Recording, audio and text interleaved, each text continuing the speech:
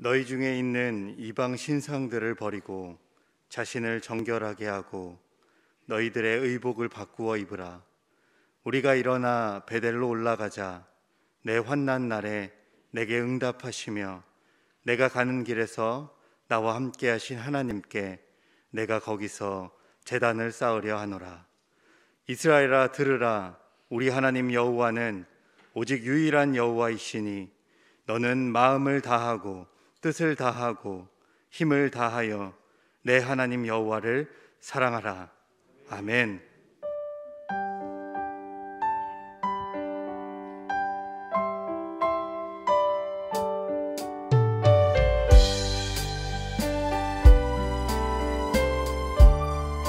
영광의 왕께, 영광의 왕께 다 경배하며 그 크신 사랑을 찬송하라.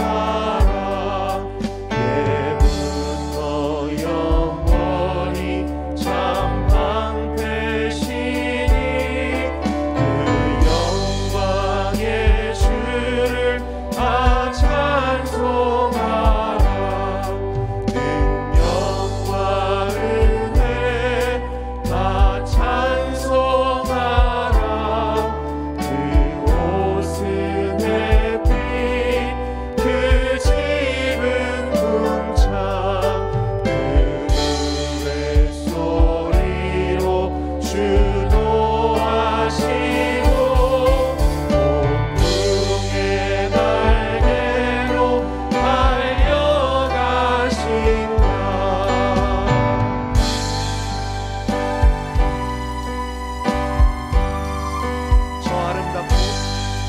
저 아름답고 놀라운 일이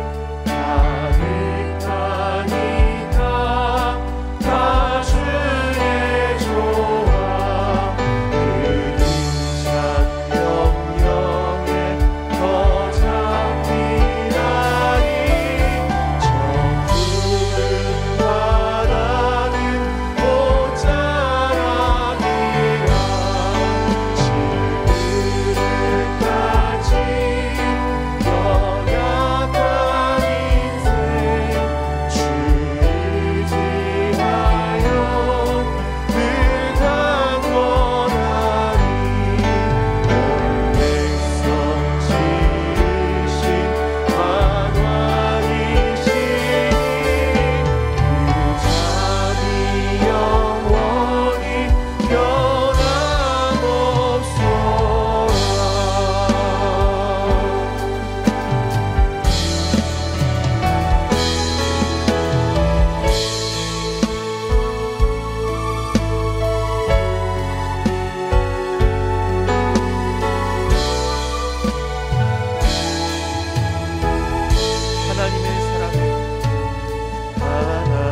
하나님의 사랑을 사모하는 자, 하나님의 평안을 바라보는 자, 너의 모든 것 창조하신 우리 주님의 너를 얼마나 사랑하시는지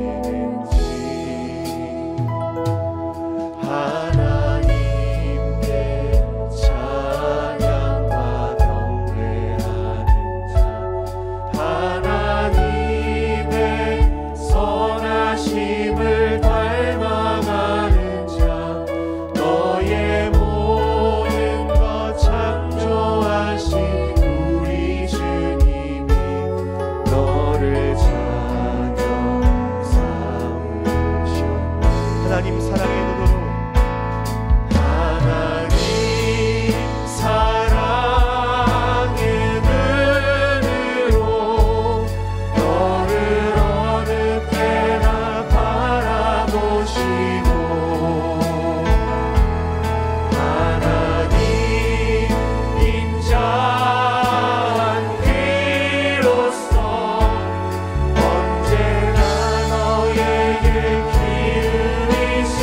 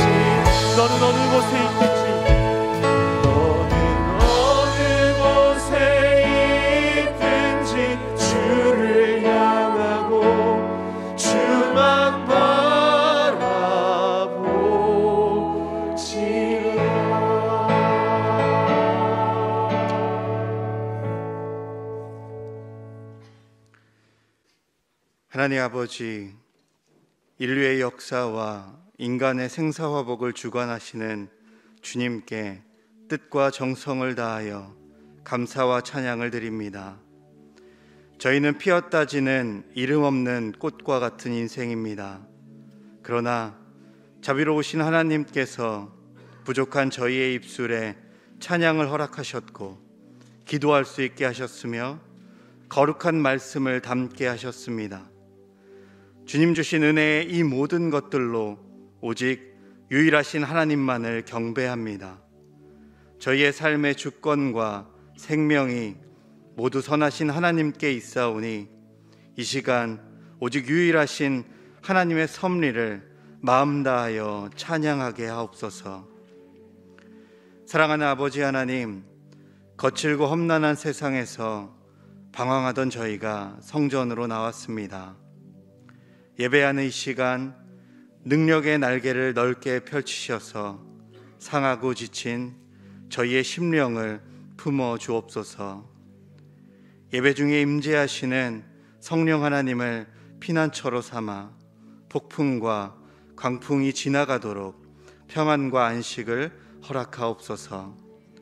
성령님께서 예배하는 우리의 온 몸과 온 마음을 주관하시어 옥토가 되게 하시고 진리의 말씀을 받아 30배, 60배, 100배의 열매를 맺는 복된 인생이 되게 하옵소서. 거룩하신 주님, 어리석은 자는 마음에 이르기를 하나님이 없다 하면서 산다 하였습니다. 지난 한 주간의 삶을 돌아보니 저희가 바로 그 어리석은 자였습니다. 죄와 더불어 먹고 마시면서 하나님을 두려워할 줄 몰랐고 욕정을 따라 세상길로 내달리며 하나님이 어디 있느냐 하였습니다. 그리고 은밀한 죄악 중에 거하면서 하나님이 어찌하랴 하였습니다. 성경을 통하여 가르쳐 주신 선하고 의로운 길을 걷지 않고 세상의 욕정과 쾌락만을 추구하면서 살아계신 하나님을 기만하기도 하였습니다. 은혜로우시며 노하기를 더디하시는 하나님 아버지, 참 마음으로 회개하오니 어리석고 완악한 저희를 용서하여 주시옵소서.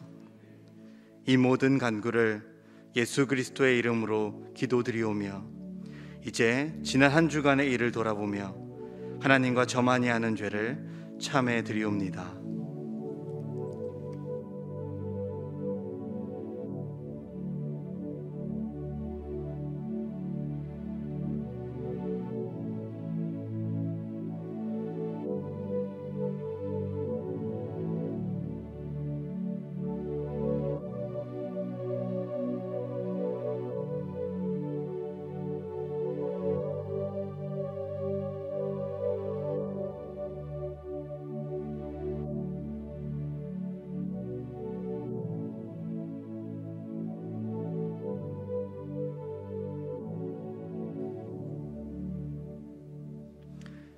만일 악인이 그 행한 악을 떠나 정의와 공의를 행하면 그 영혼을 보전하리라. 그가 스스로 헤아리고 그 행한 모든 죄악에서 돌이켜 떠났으니 반드시 살고 죽지 아니하리라. 그러므로 이제 그리스도 예수 안에 있는 자에게는 결코 정죄함이 없나니 이는 그리스도 예수 안에 있는 생명의 성령의 법이 죄와 사망의 법에서 너를 해방하였음이라. 아멘. 나는 전능하신 아버지 하나님 천지의 창조주를 믿습니다. 나는 그의 유일하신 아들 우리 주 예수 그리스도를 믿습니다. 그는 성령으로 잉태되어 동정녀 마리아에게서 나시고 본디오 빌라도에게 고난을 받아 십자가에 못 박혀 죽으시고 장사된 지 사흘 만에 죽은 자 가운데서 다시 살아나셨으며 하늘에 오르시어 전능하신 아버지 하나님 우편에 앉아 계시다가 거기로부터 살아있는 자와 죽은 자를 심판하러 오십니다. 나는 성령을 믿으며 거룩한 공교회와 성도의 교제와 죄를 용서받는 것과 몸의 부활과 영생을 믿습니다. 아멘.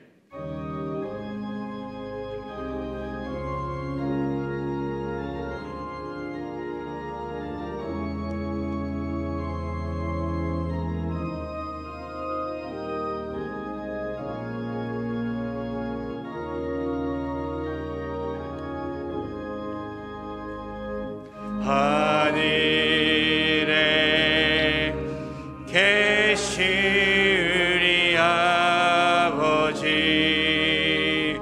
이름 거룩하사 주님 나라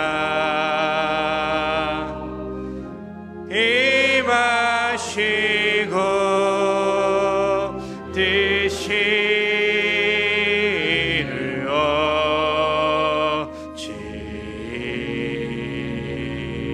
이루어지다. 일용할 양식 주시고 우리들의 큰 죄 다 용서하옵시며 또 시험에 들게 마시고 악에서 구원하소서. 대개 주의 나라 주의 권세 주의 영광 영원히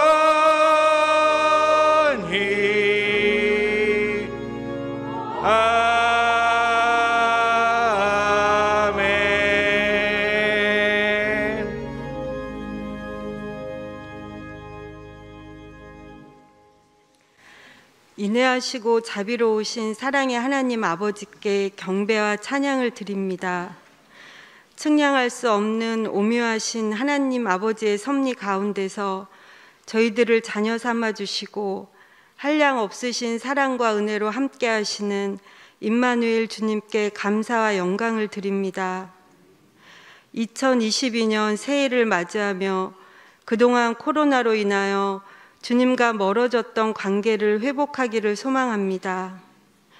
저희의 시선이 주님을 향하게 하시고 주님의 음성에 귀 기울이게 하여 주시옵소서. 저희들의 헌신과 봉사는 하나님 아버지의 부르심 앞에 겸손한 순종이 되게 하여 주시옵소서.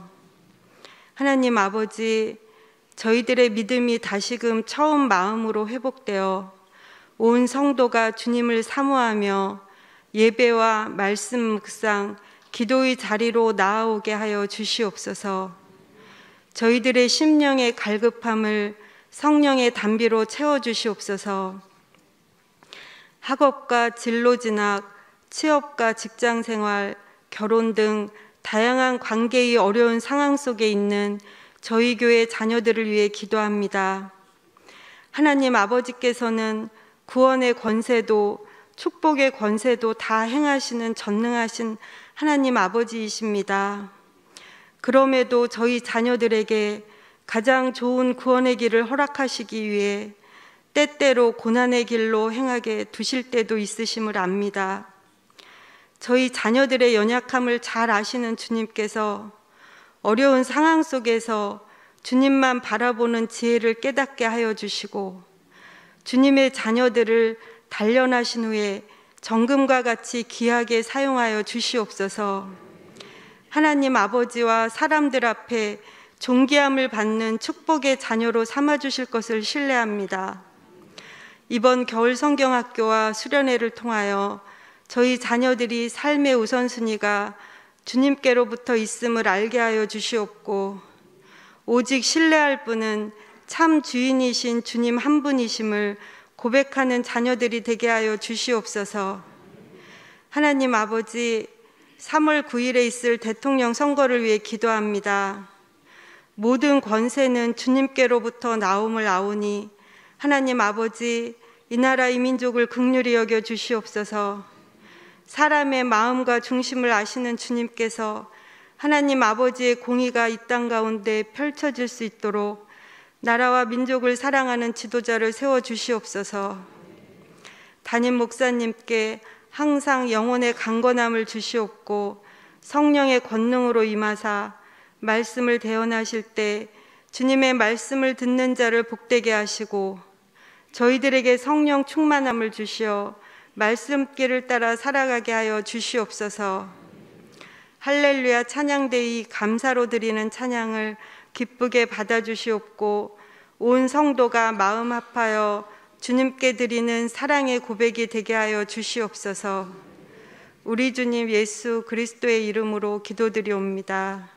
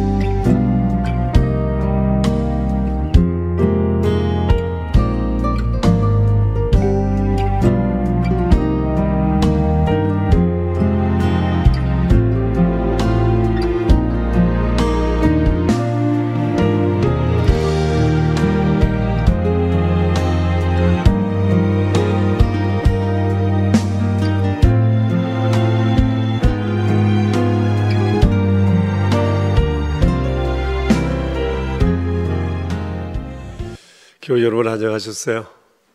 평안들 하시죠? 서로 옆에 앉아 계시지만 목례를 못하신 분들은 이 시간 인사를 같이 좀 하시고 예배드리면 좋을 듯 합니다. 네, 가정에서 교우들께서도 다 예배 잘 준비하신 거죠? 지금 교회 학교에서는 성경학교와 수련회를 이미 진행했고 또 진행 중에 있고 또 준비하고 있습니다. 전체 주제는 레헴으로 잡았는데 아시는 바와 같이 하나님께서 우리를 어머니가 어린아이를 태 안에서 품고 있는 것처럼 그렇게 품고 계시다.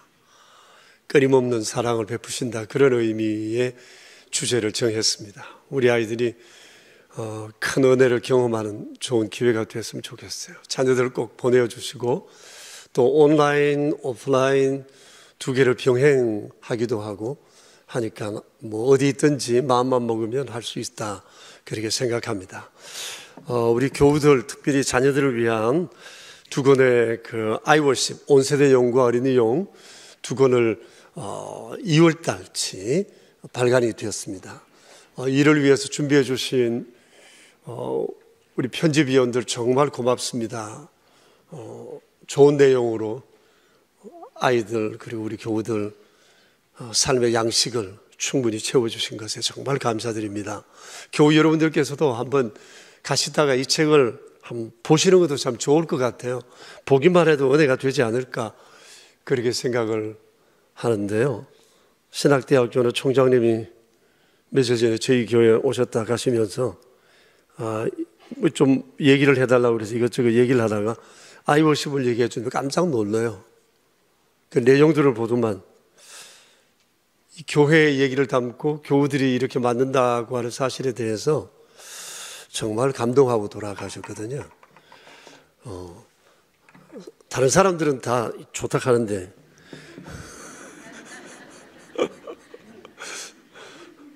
우리는 아직까지 이게 뭔지를 잘 모르는 분들도 계시는 것 같아서 좀 아쉬움이 있긴 하지만 우리 잘합시다. 정신 차리고. 명절 앞두고 몇 가지 품목을 판매하고 있으니까 서로 도움이 되었으면 좋겠습니다. 마당에 있으니 여러분 가실 때 한번 둘렀다 가시면 감사하겠습니다. 찬양대 찬양 준비하신 것 주님 앞에 드리겠습니다.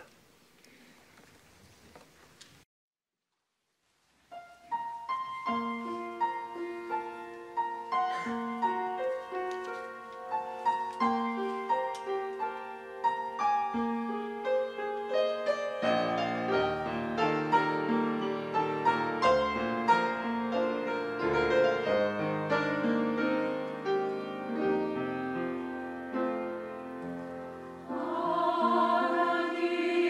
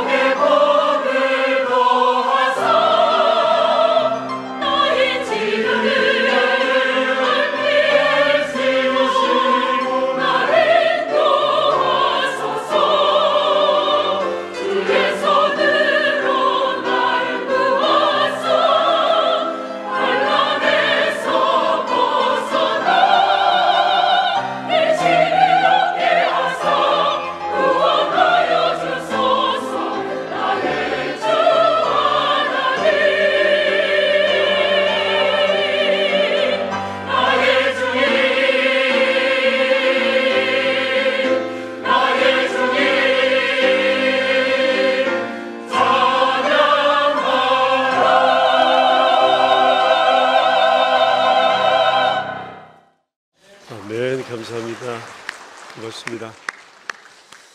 오늘 아침 우리에게 주신 하나님 말씀은 출애굽기 14장에 있는 말씀입니다.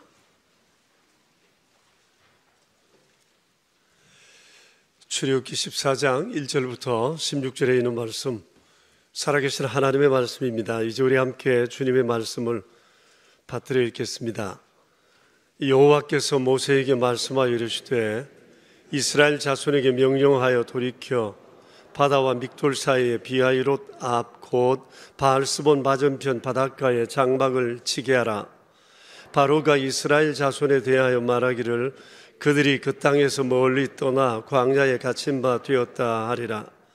내가 바로의 마음을 완악하게 한즉 바로가 그들의 뒤를 따르리니 내가 그와 그의 온 군대로 말미암아 영광을 얻어 애굽 사람들이 나를 여호와인 줄 알게 하리라 하시매 무리가 그대로 행하니라.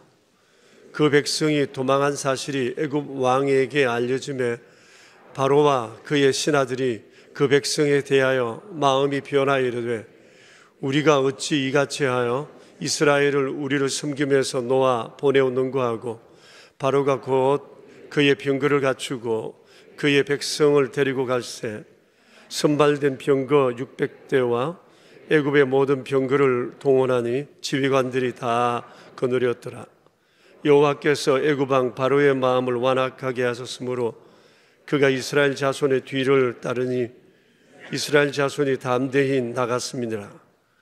애굽 사람들과 바로의 말들, 병거들과 그 마병과 그 군대가 그들의 뒤를 따라 바알스본 맞은편 비하이롯 곁 해변 그들이 장막 친 데에 미치니라.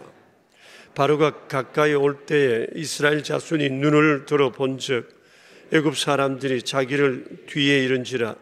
이스라엘 자손이 심히 두려워하여 여호와께 부르짖고 그들이 또 모세에게 이르되 애굽에 매장지가 없어서 당신이 우리를 이끌어 내어 이 광야에서 죽게 하느냐?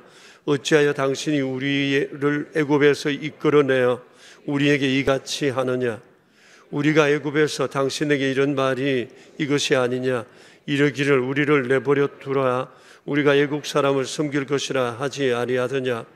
애굽 사람을 섬기는 것이 광야에서 죽는 것보다 낫겠노라.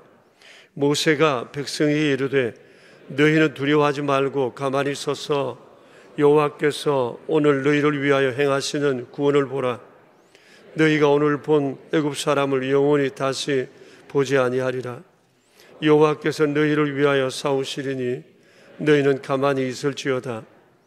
여호와께서 모세에게 이르시되 너는 어찌하여 내게 부르짖느냐?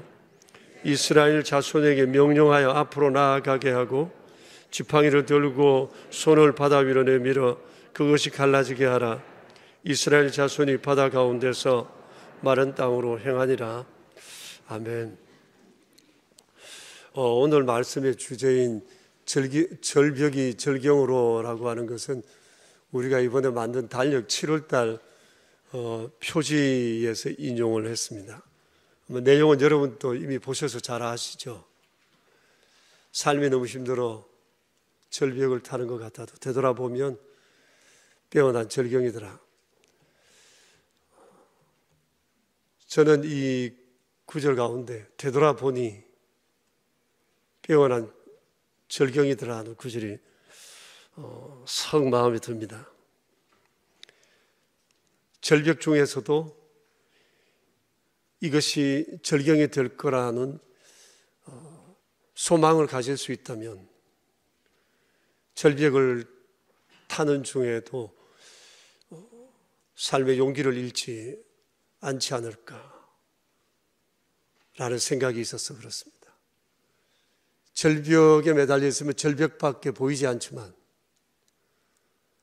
좀 더 후에 이 삶이 하나님의 은혜 가운데 어떻게 전개될지에 대한 기대를 가진다면 비록 지금은 절벽이라도 절망하지 않지 않을까라고 하는 그런 마음이 있어서 오늘 이 주제를 본문을 통해서 정해보았습니다. 절경이라고 하는 것은 말 그대로 멋진 경치를 말합니다. 너무 아름답고 멋져서 입이 다물어지지 않은 풍경을 봤을 때 우리는 참 절경을 봤다, 그 얘기를 합니다. 만일 이것을 인생에 비유한다면 고난과 역경이 있지만 어떤 경우에도 포기하거나 절망하지 않고 그것을 인내로 붙들고 버텨내어가는 이 변화를 이루어가는 과정을 일컬어서 절경, 혹은 그로 인해서 되어진 삶의 결과, 열매를 일컬어서 아마 절경이라고 의미할 수도 있을 것이다 하는 생각을 해보게 됩니다. 이 14장 내용은 우리가 너무 잘 아는 내용입니다. 이스라엘 백성들이 출애굽 때 홍해를 건너는 이 전후해서 있었던 일인데, 여기서 우리가 보는 바와 같이 여기도 절벽이 있고 절경이 있습니다. 오늘 우리가 읽은 1절부터 16절은 절벽에 관한 내용이고, 그리고 17절부터 나머지 31절까지의 내용은 절경에 관한 그런 내용입니다. 그런데 절벽이 절경되게 하는 중요한 두 가지 요소가 있습니다. 하나는 하나님이시고, 하나는 상황에 대한 사람들의 반응입니다. 이스라엘 백성들은 하나님의 은혜로 절벽을 절경으로 만들었고, 그것은 곧 출애굽 사건으로 이스라엘 백성들의 신앙의 핵심이 되어들었습니다. 이 출애굽 사건을 통해서 이스라엘 백성들은 하나님의 사람으로 또 하나님의 백성으로 새롭게 되었고, 이것은 그들의 민족 정신이 되고 전 민족적 구원은 이스라엘 백성들을 세워놓은 큰 힘이 되고 삶의 바탕이 되었더랬습니다. 하나님께서 이스라엘 백성들을 광야로 이끌어내시면서 그들에게 주셨던 첫 번째 계명이 십계명입니다. 근데 십계명을 주시면서 십계명 서두에서 하나님은 맨 먼저 이 사실을 말씀하고 계십니다. 나는 너를 애굽 땅 종되었던 곳에서 이끌어낸 내 하나님 여호와다. 주님은 그들이 이것을 기억하기를 원하셨습니다. 그리고 Love God, Love People을 명하셨습니다.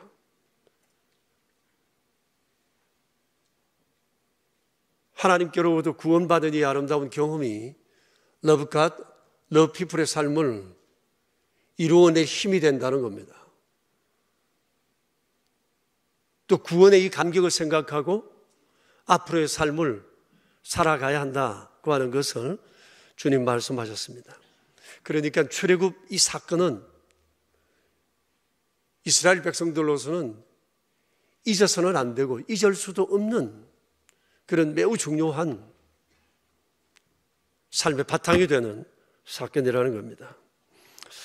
이제 그들이 절경을 경험하게 되었던 절벽 상황에 대해서 우리가 함께 생각해 보도록 합시다. 출애굽을 향한 여정의 두 길이 있었습니다. 오늘 성경에도 13장 17절에 18절에 나옵니다만은 블레셋 사람의 길과 그리고 홍해 광야길입니다. 예정된 행로는 홍해 광야길입니다. 블레셋 길이라고 하는 것은 그 람셋이라고 하는 곳이 보이죠? 네, 그곳이 이스라엘 백성들이 살고 있던 곳인데 거기서 지중해 연안으로 해서 이렇게 쭉 가나안 쪽으로 올라가는 그 길이라고 대충 생각하면 됩니다. 그리고 광야 홍해길이라고 하는 것은 그들이 살고 있는 그곳에서 홍해를 건너지 않고 광야길로 해서 가는 길입니다. 이것이 하나님께서 예정하신 출애굽 여정입니다. 자, 근데 우리가 보시다시피 이 홍해 광야길은 굉장히 길이 멀어요. 근데 그 위로 블레셋 사람의 길로 가는 길은 굉장히 짧아요. 거기서 가면 4, 5일이면 도착할 만한 그런 길이라고 얘기를 합니다. 자, 근데 하나님께서는 저 짧은 길로 그들을 이끌지 않으시고 먼 길을 돌아가게 하셨다는 겁니다. 여기 이유가 있습니다.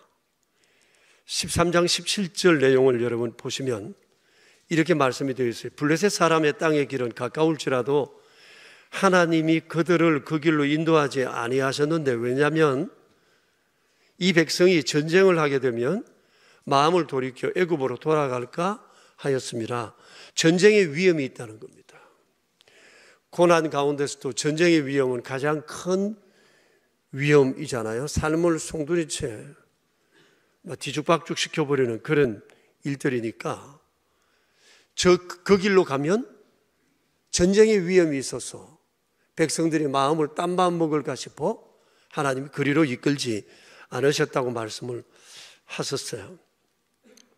사실 그 길은 고대 상인들이 주로 이렇게 오고 가는 무역의 통로의 길이었습니다. 군인들이 전쟁 치러 갈 때 또 그리로 해서 가기도 했다고 합니다. 그러니까 길은 넓고 잘 닦여져 있고 나름대로 오고 가는 데는 아마 편안한 길일 수는 있습니다. 그런데 위험 요소는 전쟁이라는 겁니다. 블레셋 사람의 땅이라고 했으니까 블레셋 사람이 지키고 있다는 거겠죠. 그리고 블레셋 사람들은 굉장히 호전적인 사람들입니다. 전쟁에 능한 사람이고 남 잘 되는 거 못 봅니다. 피해를 입고는 못 사는 사람들입니다. 남을 어떻게 해롭게 해서라도 자신들의 유익을 취해야 되겠다고 생각하는 그런 사람들이었습니다. 마치 오랑캐 같은 사람들입니다. 또 그러니까 이 사람들은 전쟁 준비도 잘했을 겁니다. 그런데 이들이 200만쯤 되는 이스라엘 백성을 그리로 통과시켜 줄 리가 만무하죠. 혹시 그렇다 할지라도 끊임없는 약탈을 할 것입니다. 그들의 훈련된 군사들에 비해서 이스라엘 백성들은 변변한 무기조차 없는 매우 어려운 오합지졸에 불과합니다. 그러니 행여나 전쟁이 일어난다면 이스라엘은 초토화 될 수밖에 없는 상황이었습니다. 그래서 하나님께서 작정하신 길이 홍해의 광야 길이었습니다. 우회하는 길입니다. 멉니다. 길도 나 있지 않습니다. 길을 만들며 가야 했습니다. 광야입니다. 환경도 어렵습니다. 주거 환경도 보통 어려운 게 아닙니다. 그래서 하나님께서 낮에는 불기둥으로, 밤에는 이제 알아챘어요. 낮에는 구름 기둥으로, 밤에는 불기둥으로 주님이 그들을 인도하시겠다고 약속을 하셨지 않습니까? 그러니까 이 길로 가는 것은 여간 또 어려운 문제가 여간 많지는 않습니다. 그러나 한 가지, 시간은 걸리더라도 안전하게 약속의 땅까지 갈 수 있다고 하는 사실입니다. 여러분 어떻게 생각하세요?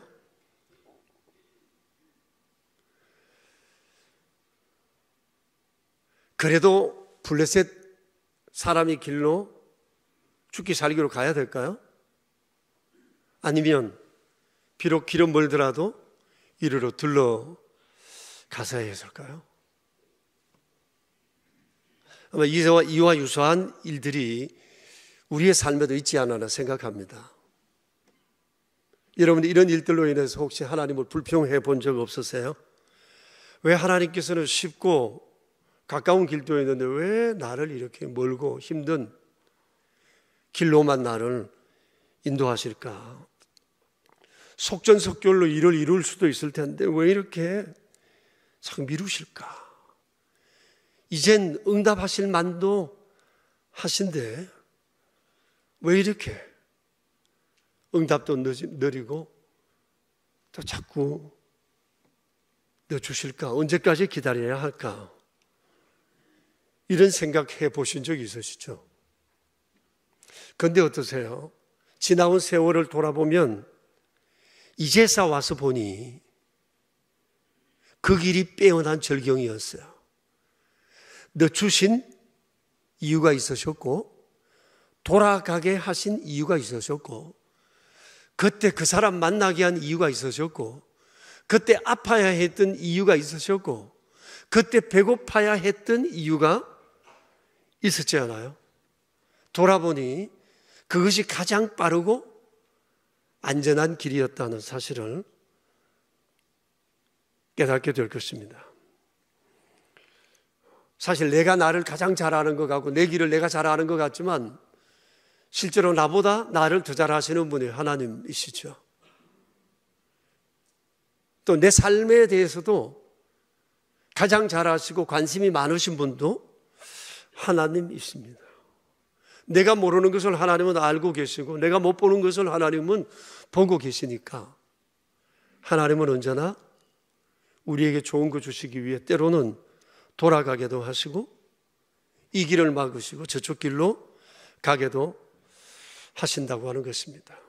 아마 교우 여러분들께서도 이에 대해서 하실 말씀이 참 많지 않을까 생각합니다. 어떤 분은 얘기를 나누면 목사님 제 얘기 책 100권 써도 모자랍니다 이렇게 얘기하시는 분들도 종종 있으시더라고요. 그때는 아닌 것 같은데 비로소 깨닫게 됐을 때 여기에 은혜의 감격이 있죠. 요 타이밍에서 우리의 믿음이 점프하고 자라게 된다는 거죠. 더욱 하나님을 견고하게 붙잡고 신뢰하며 나갈 수 있는 것입니다.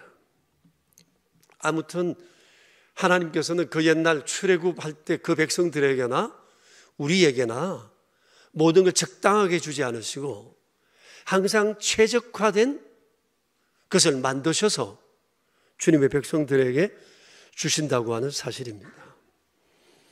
그래서 우리가 늘 기억해야 할 중요한 사실이 있는데 하나님은 날 사랑하신다는 것, 항상 날 위해 좋은 것을 예비하신다는 것, 어찌 좋은 것을 주시지 않으시겠느냐는 주님의 그 말씀, 그리고 하나님이 하시는 일은 항상 옳으시다는 것, 그리고 그분은 여호와시라는 것. 주의 백성들을 만나서 하나님께서 제일 먼저 그들에게 하나님을 소개할 때 내 이름 여호와라고 소개하셨어요. 모세가 물었더니 그 뜻이 뭡니까? 나는 나다, 그렇게 말씀을 하셨어요. 그런데 여호와라는 말을 좀 더 구체적으로 그 본뜻을 알면 이미도 말씀드린 것처럼 나와 함께 하시고 나를 위해 활동하시고 날 위해 일하시는 분, 그런 의미예요. 그러니까 이렇게 좋으신 여호와 하나님께서 여기 나와 함께 하신다는 이 사실을 기억하는 것은 절벽가던 인생을 살아가는 우리에게 얼마나 소중한 부분인지 모릅니다. 이스라엘 백성들은 아직까지 하나님에 대해서 충분히 알지 못하지만 하나님은 이런 마음을 가지시고 그들을 길은 멀지만 홍해 광야길로 둘러 이끄실 계획을 하시고 날 따르라 말씀하셨습니다. 자, 근데 출애굽 경로에 변수가 생겼어요. 이게 갑작스럽게 생긴 것은 아닐 것입니다. 사람이 보기엔 갑작스러운 건데 하나님 보실 땐 계획이 있으신 것이었어요. 여러분 14장 2절을 한번 보십시오. 여기 돌이켜라는 단어가 나와요. 돌이켜, 이 말은 방향을 돌려서라는 뜻입니다. 그러니까 홍해 광야길로 바로 가려는 그 방향을 하나님께서 사람들이 볼 때는 수정하셨다는 겁니다. 그냥 광야길로만 가게 하지 않으셨다는 거예요.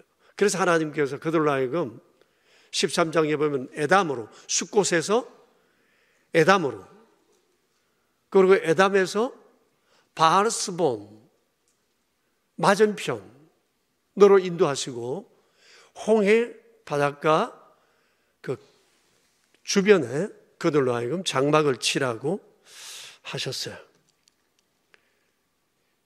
이렇게 되면 홍해를 건너지 않으면 갈 수가 없어요. 그런데 이건 모세도 생각지도 못했던 제3의 광야 행로였습니다. 전혀 생각지 못했습니다. 그런데 이에 하나님은 의도가 있으셨어요. 4절을 한번 보십시다. 이렇게 말씀을 하셨어요. 내가 바로의 마음을 완악하게 한 적 바로가 그들의 뒤를 따르리니 내가 그와 그의 온 군대로 말미암아 영광을 얻어 애굽 사람들로 하여금 내가 여호와인 줄을 알게 하시겠다. 이게 하나님의 의도셨습니다. 그리고 바다 쪽에 하나님께서 장막을, 텐트를 치라고 했습니다. 아마 이스라엘 백성들은 환호했을 겁니다. 왜냐하면 그게 홍해 바닷가잖아요. 애굽 종살이 하면서 그들이 언제 바다 나와 봤겠어요? 아마 이곳에 처음 오는 사람들도 많지 않았겠어요? 바다를 보고 그들은 아마 환호성을 질렀을 것입니다. 그것도 홍해 밤바다잖아요. 여수 밤바다, 나는 지금 여수 밤바다, 홍해 밤바다. 그러니까 그들은 아마 이 홍해 밤바다에서 아마 꿈 같은 시간을 보냈으리라고 생각해요. 아마 하루 종일 걸어왔죠. 피곤하기도 했죠. 아직까지도 그들 가운데는 애굽을 떠난다는 사실이, 자신들이 애굽 노예에서 자유함을 얻었다는 것을 전혀 실감하지 않았을 수도 있어요. 그래서 그들은 아마 삼삼오오 모여서 이야기꽃을 피웠을 것이고, 또 젊은이들은 홍해 밤바다 바닷가에 발 담그며 기쁨을 만끽했을 거예요. 피곤한 사람들은 잠에 골아 떨어지기도 했겠죠. 그러나 이 얼마나 오랜만에 맛보는 참 자유였는지 모릅니다. 그런데 텐트를 이렇게 치고 한참 자유를 즐기고 있는데 난데없는 소식이 들려온 거예요. 애굽의 왕 바로가 변심해서 추격해 온다는 얘기입니다. 여러분 5절을 보시면 애굽 왕이 이렇게 얘기합니다. 이들이 우리에게서 도망쳤다. 우리가 왜 우리를 섬기는 자리에서 이들을 그냥 보내었는가? 그러면서 다시 잡아들여야 되겠다고 생각을 했어요. 여러분 도망친 건 아니죠. 하나님의 징계를 받고 그들이 두 손 번쩍 들고 막 보화까지 사주면서 내보냈잖아요. 근데 도망갔다고 생각한 아마 이유가 있었을 것 같아요. 모세가 바로에게 가서 늘 한 얘기, 딜을 할 때 뭐라고 얘기했어요? 우리가 광야에 가서 우리 하나님께 예배하려 한다. 2, 3일 가서 예배하려 한다. 그러니까 예배하고 돌아올 줄 알았던가 봐요. 광야로 간다니까. 그런데 광야로 가지 않고 막 그 밑으로 막 손살같이 내려가니까 도망가는구나 생각을 했던 거죠. 이놈들이 이제 우리가 정말 우리 곁을 떠나려고 하나 보다, 이런 생각을 가지고 있었어요. 그리고 여기 섬기다라는 단어가 나오는데 노동을 의미하는 단어입니다. 지금까지 이스라엘 백성들은 애굽의 주요한 노동력이었어요. 장정만 60만 명이었습니다. 60만 명의 노동력이 일시에 빠져나간다고 생각해 보세요. 이건 막 국가적으로 엄청난 손실을, 위기를 경험할 수도 있는 일이지 않겠어요? 그래서 다시 잡아들이려 했던 겁니다. 왕이 앞장서고 온 백성 동원하고, 그리고 그 빼어난 그 병거 600성을 마련하고, 그리고 그들이 잘 훈련된 지휘관들에게 맡겨 이스라엘 백성들을 따라 잡아오려 했던 것입니다. 아마 바로 왕은 생각했습니다. 상황도 자기들 편이라고 생각했던 것 같아요. 3절을 보시면 이들은 이제 광야에 갇혔다고 생각을 했어요. 한쪽은 광야지, 한쪽은 밑으로 내려가 본데 바다지. 그래서 이건 도간의 지다, 던지다 생각을 하고 뒤쫓아 잡아오면 된다고 생각했겠죠. 이래서 이스라엘 백성들은 즐거운 시간, 하룻밤 또 채 지내지 못한 채 그들은 다시 삶의 절벽 앞에 서게 됐던 겁니다. 얼마나 두려웠는지 10절에 그들의 심정이 나와 있습니다. 바로의 군대가 바로 자기들을 뒤쫓아올 때 이스라엘 자손들이 너무 두려워 하나님께 부르짖었어요. 달콤했던 휴식은 일순간에 아수라장이 되고 통곡의 자리로 바뀌었던 겁니다. 공포에 그들은 짓눌려 있었습니다. 그리고 모세에게 원망했어요. 11절 12절에 그런 내용이 나오지요. 매장지가 없어서 우리를 광야에서 묻으려고 데려왔느냐? 왜 우리를 이런 어려운 상황에 빠뜨렸느냐? 나오기 전에 우리가 우리 건드리지 마라, 우리 이대로 애굽 사람들 종살이하고 있겠다고 말하지 않았느냐? 차라리 광야에서 죽기보단 애굽 사람에게 종살이하는 것이 낫겠다, 뭐 이러면서 막 모세에게 막 대들고 소리 지르고 비난을 했습니다. 그러니 그들 안엔 노예 근성이 다분히 있었어요. 자유, 인격적인 삶의 대우 이런 거 관심 없고 그냥 배 좀 부르면 되고 편히 누워 잘 수 있는 곳 있으면 되고 때로 일 잘못해서 얻어 터지면 터지고 그래도 먹을 거 주면 덥석 받아 먹고 그게 인간이 사는 가장 중요한 삶인 줄로만 생각했던 거예요. 삶은 그런 것이 아니잖아요. 보람 있는 것이 얼마든지 있음에도 불구하고 이들은 지금 죽기보다 노예로라도 사는 게 좋다, 이 생각을 하고 있었습니다. 너무나 처절한 그런 마음들이었어요. 모세가 이들에게 대답하지 않았습니까? 두려워하지 말고 가만히 서서 하나님께서 여호와께서 오늘 너희를 위하여 행하시는 구원을 보라. 너희는 이 애굽 사람 다시는 보지 못할 것이다. 여호와께서 너희를 위하여 싸우시리니 너희는 가만히 있을지어다. 모세는 하나님에 대해서 절대 신뢰했어요. 이것이 당시 이스라엘 백성들과 모세의 차이였어요. 이게 모세의 특별함이었어요. 모세는 하나님에 대한 절대 믿음을 가지고 있었습니다. 이 모세의 절대 믿음에 하나님이 즉각 응답하셨어요. 모세에게 어찌하여 부르짖고만 있느냐? 일어나 백성들로 앞으로 나아가게 하라. 너는 지팡이를 손에 잡고 애굽을 향해 가르치며 갈라지라고 말하라. 그러면 애굽 저 홍해는 마른 땅이 되어 거리로 너희는 지나가게 될 것이다 고 얘기했습니다. 행동하라는 겁니다. 이제 기도할 때가 있고 행동할 때가 있다는 거예요. 그러나 이 명령에 순종하는 것이 쉬운 것만은 아니잖아요. 막대기를 가지고 지팡이를 가지고 홍해를 향해 내밀고 마른 땅이 되라고 얘기한다는 게 이게 과연 쉬운 것이겠어요? 어떻게 그 깊은 홍해가 갈라질 수 있다는 말이에요? 딱 바보 되기 좋은 명령이잖아요. 그렇지 않습니까? 그러니까 이런 명령 앞에 누구나 주저할 수밖에 없을 거예요. 모세가 아니면.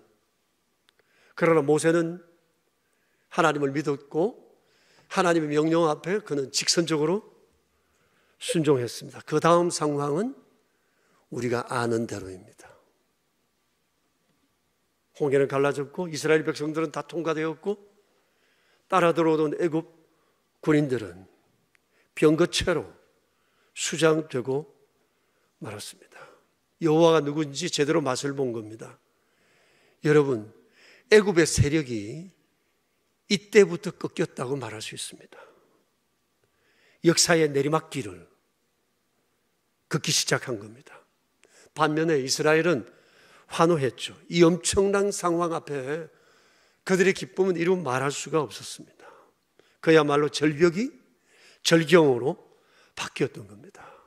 이때 그들의 믿음도 생겼어요. 새롭게 거듭나게 되었어요. 14장 31절을 여러분 한번 보세요. 같이 읽읍시다. 이스라엘이 여호와께서 애굽 사람에게 행하신 그 큰 능력을 보았으므로 백성이 여호와를 경외하며 여호와와 그의 종 모세를 믿었다. 이때사 비로소 진정한 주를 향한 믿음이 생성되었다는 겁니다. 이때 하나님을 경외하기 시작했고 모세를 믿었고 그들은 이곳에서 거듭나게 되었던 겁니다. 새로운 민족으로 이스라엘이 탄생하게 되었어요. 그러니까 이 출애굽 경험은 이스라엘 백성들의 핵심 신앙이에요. 마치 예수님께서 우리를 죄에서 구원하시고 우리에게 영원한 생명을 주시고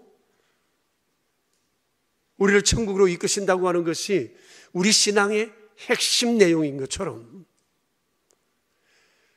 출애굽 경험을 통한 구원신앙은 이스라엘 백성들의 핵심이었어요. 그래서 이들은 이것을 대대로 자기 자녀들에게 후손들에게 가르쳤어요. 구약 성경을 여러분 보시면 곳곳에 출애굽 사건이 곳곳에 기록이 되어 있어요. 믿음의 회복이 요구될 때도 그들은 출애굽 사건을 얘기했고요. 죄 가운데 돌이켜야 할 필요가 있을 때도 이걸 얘기했고요. 마음에 감사한 일이 있을 때도 이것 생각하며 주님 앞에 찬송했고요. 그러니까 그들의 삶의 핵심은 출애굽 사건이었어요. 이 절벽이 절경되는 이 사건, 전 국민적 구원 사건, 이것이 그들의 삶의 핵심이었다. 그리고 그들은 이것을 가족들에게 얘기하며 자녀들에게 얘기하며 이 신앙이 대물림되었어요. 그러니까 출애굽 사건을 중심으로 해서 그들의 믿음은 여기서도 좀 붙고 여기서도 붙고 위에서 붙고 아래서 붙고 이렇게 해서 이 믿음 중심으로 그들은 살아갔던 것입니다. 그날 절벽이 절경되는 이 경험을 보고 그들은 너무 기뻐 노래 불렀어요. 15장을 여러분 한번 보세요. 1절부터 5절까지 한 절씩 저하고 나누어 읽도록 합시다. 이때의 모세와 이스라엘 자손이 이 노래로 여호와께 노래하니 일렀을 때 내가 여호와를 찬송하리니 그는 높고 영화로우시며 말과 그 탄자를 바다에 던지셨음이로다.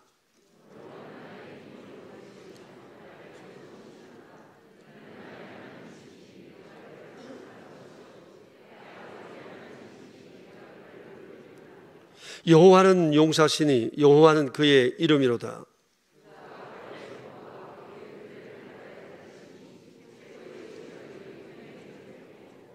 다 같이 깊은 물이 그들을 덮으니 그들이 돌처럼 깊음 속에 가라앉았도다. 여러분 이 감격이 얼마나 크겠어요. 예? 그래서 주의 백성들은 힘든 일이 있을 때 이 출애굽을 기억하고 다시 용기를 내고 했던 겁니다. 기쁨과 감격의 근원, 그들의 삶을 살아갈 수 있는 삶의 원동력, 그게 바로 이 출애굽 사건이었던 것입니다. 절벽이 절경되는 이 사건은 그 뒤로도 그들의 삶 가운데 계속되었어요. 그들은 살아가며 계속 절벽의 상황을 만났고 이 절벽이 절경되는 경험을 그들은 끊임없이 이루어오며 그 오랜 세월 믿음을 축적하고 하나님과의 관계를 새롭게 하고 성숙한 믿음의 사람으로 세워져 왔던 것입니다. 이러한 삶은 오늘날 우리에게도 예외는 아닙니다. 우리가 세상을 살아가면서 우리는 때때로 우리의 삶이 절벽처럼 다가오는 경우들을 종종 경험합니다. 때로는 도저히 오르지 못할 만큼 너무나 벅차고 힘들어 보이는 상황을 만나기도 하고, 때로는 도저히 건널 수 없는 깊은 넓은 강처럼 두려움 앞에 서기도 하고, 때로는 생각조차 어떻게 할 수 없는, 온 생각이 헝클어져 버리는 이런 일들이 우리를 압박하기도 할 것입니다. 그러나 그때 우리가 잊지 말아야 할 것이 있습니다. 하나님은 나를 사랑하신다는 것, 항상 좋은 것을 예비하신다는 것, 주님은 언제나 오르시다는 것, 그분은 여호와시라는 것, 우리가 이것을 절대 잊어버리면 안 될 것입니다. 그리고 이 절벽은, 이 또한 절벽은 절경을 만들어가는, 내 인생의 절경을 위한 하나님의 연단의 과정이다.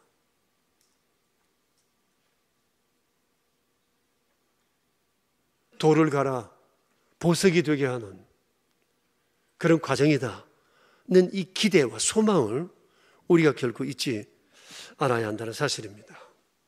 2년여 동안 우리는 코로나 상황으로 인해서 개인적으로 또 너무나 많은 도전과 시련을 겪었습니다. 지금도 그렇습니다. 여러 가지가 어려운 상황 가운데 이것마저 겹쳐 젊은이들은 3포 세대니 7포 세대니 부르면서 좌절합니다.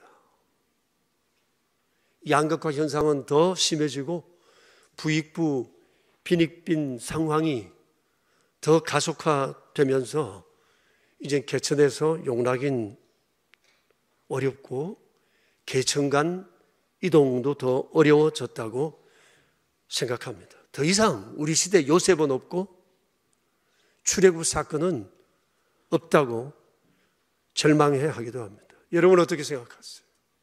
정말 그럴까요? 그래, 이건 사람들의 생각이요, 사람들의 통계일 뿐이요, 추측일 뿐입니다. 하나님께서 성경을 우리에게 기록하여 전해주는 이유는 옛날 이야기나 들으라고 주시는 것은 아니에요. 그렇잖아요? 살아계신 하나님을 그 옛날처럼 오늘도 경험할 수 있다는 사실을 우리에게 알게 하시기 위해서요. 하나님은 어제나 오늘이나 영원토록 하나님의 섭리 원리는 동일하게 작용되고 있다는 사실을 알려주기 위해서요. 절경을 경험하기 위해 때론 절벽이 필요하다는 것을 주님은 그 옛날 사건을 통해 우리에게 알려주어 절벽 앞에 선 우리가 낙심하지 않고 절경을 소망하며 살도록 이끄시기 위하여 주님은 우리에게 성경을 주시고 성경을 보게 하신다는 사실입니다. 그렇기 때문에 비록 우리의 상황이 절벽같이 보인다 할지라도 의롭고 공평하신 하나님, 심은 것은 반드시 자라나게 하시는 하나님, 좋은 땅에 심겨진 씨앗은 반드시 30배, 60배, 100배의 결실을 하게 하시는 이 하나님을 믿고 오늘 내가 해야 할 일이 무엇인지에 대해 관심을 가지고 노력하고 공부하고 실력을 쌓고 이렇게 살아갈 때 하나님의 때가 되면 하나님은 우리의 삶을 또 다른 절경으로 만들어 가신다고 하는 사실입니다. 사랑하는 교우 여러분, 살아가다 보면 절벽은 있습니다. 그러나 그 옛날 이스라엘 백성들의 절벽이 절경되었던 이 아름다운 하나님의 섭리를 우리가 믿고 우리 앞에 있는 절벽, 그리고 절벽 앞에 서 있다 할지라도 하나님을 바라보고 절경되는 그날을 소망하며 오늘을 우리가 믿음으로 담대히 살아갈 수 있게 되기를 축복합니다. 우리 함께 기도하겠습니다. 우리 자신을 돌아보면서 한 2분 정도 오늘 말씀을 더불어 생각하며 우리 기도하겠습니다.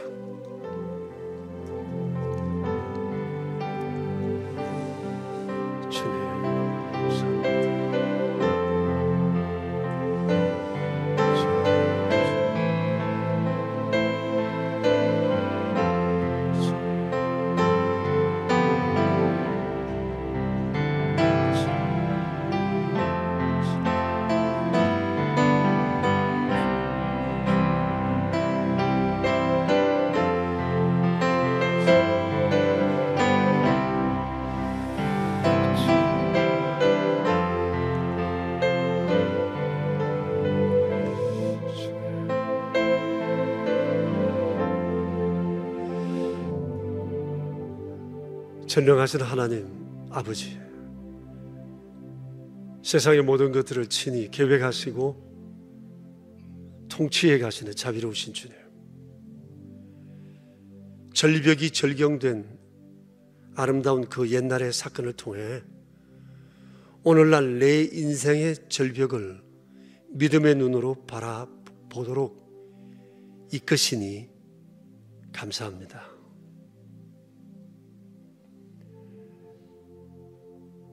때로는 우리가 겪는 절벽은 절경되기 위한 연단의 과정이라는 또 신령한 소망을 저희로 하여금 갖게 해 주심에 또한 감사를 드립니다.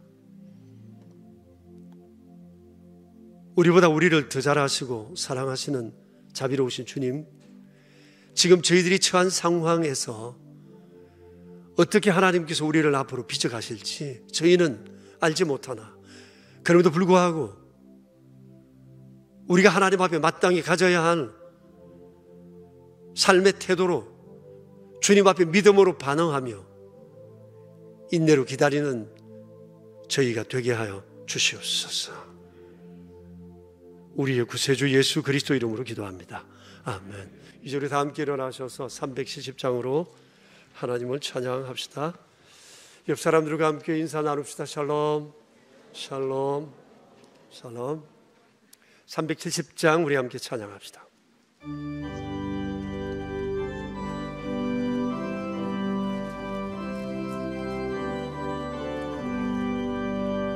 주 안에 있는 나에게 단 근심이 있으랴.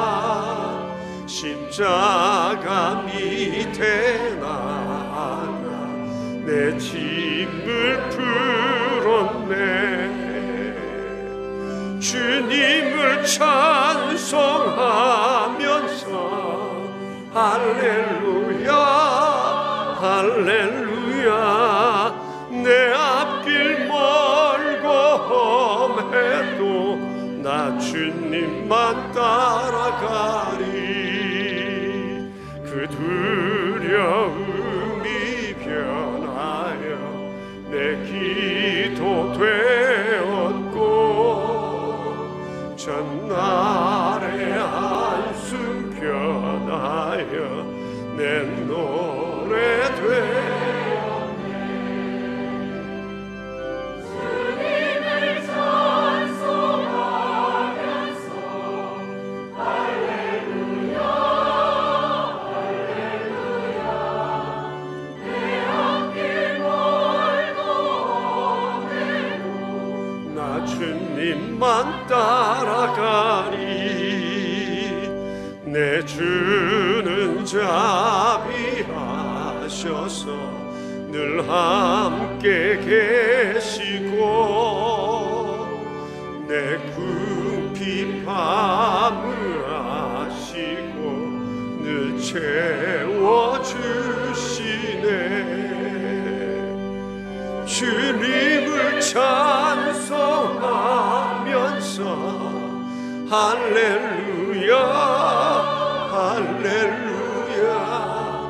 내 앞길 멀고 험해도 나 주님만 따라가리.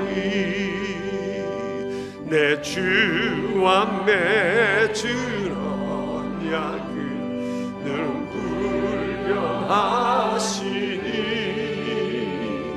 그 나라 가기까지는 늘 보호하시네.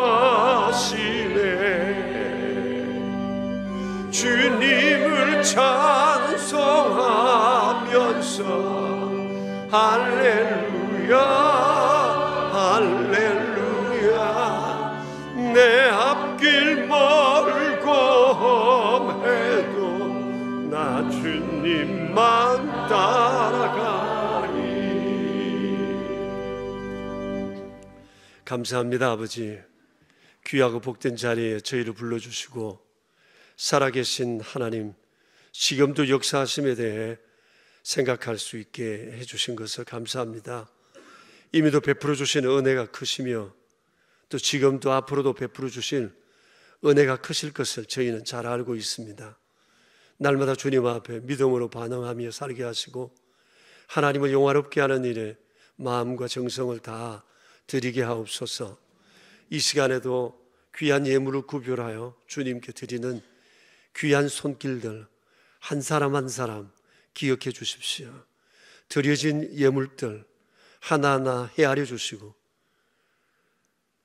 필요할 때 채우시고 또 나누게 하시고 또 채워주시는 하나님의 은총을 경험하며 아름다운 삶의 간정을 만들어가는 저희 되게 하여 주시옵소서. 여기 11조 예물, 감사 예물, 주정헌금, 그리고 완달라 선교헌금과 사랑의 식탁, 우모와 비전센터를 세우는 귀한 손길들 아버지께서 한 분 한 분을 기억해 주시고 세상 사는 날 동안 주의 복의 통로로 살아가는 저희 모두 되게 하옵소서. 우리의 구세주 예수 그리스도 이름으로 기도드리오며 이제는 우리의 왕 되신 주님 예수 그리스도의 은혜와 만복의 근원이 되시는 하나님 아버지의 그 크신 사랑하심과 날마다 우리의 믿음을 새롭게 해주시는 성령님의 교통하심이 모인 저희 무리들과 명선의 모든 가족들과 주님의 몸 되신 교회 위에 이제로부터 영원히 함께 계시옵기를 간절히 축원하옵나이다. 아멘.